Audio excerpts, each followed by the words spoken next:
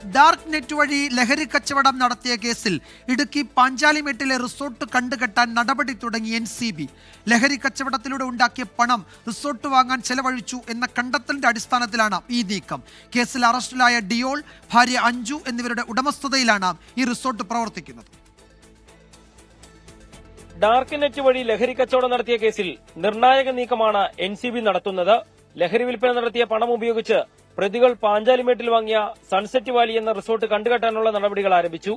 കേസിൽ അറസ്റ്റിലായ ഡിയോൾ, ഭാര്യ അഞ്ജു എന്നിവരാണ് സൺസെറ്റ് വാലി റിസോർട്ട് നടത്തിയിരുന്നത്. മുഖ്യപ്രതികളായ എഡിസൺ, അരുൺ തോമസ് എന്നിവർക്കും ഈ റിസോർട്ടിൽ പങ്കാളിത്തമുണ്ട്. പ്രതികൾ ലഹരി കച്ചവടത്തിലൂടെ സമ്പാദിച്ച സ്വത്തുക്കൾ വരും ദിവസങ്ങളിലും കണ്ടുകെട്ടുമെന്നും അന്വേഷണ സംഘം വ്യക്തമാക്കി. നിലവിൽ 2023 ഓസ്ട്രേലിയയിലേക്ക് ലഹരി പാഴ്സൽ കടത്താൻ ശ്രമിച്ച കേസിലാണ് ഡിയോളും ഭാര്യയും അറസ്റ്റിലായത്.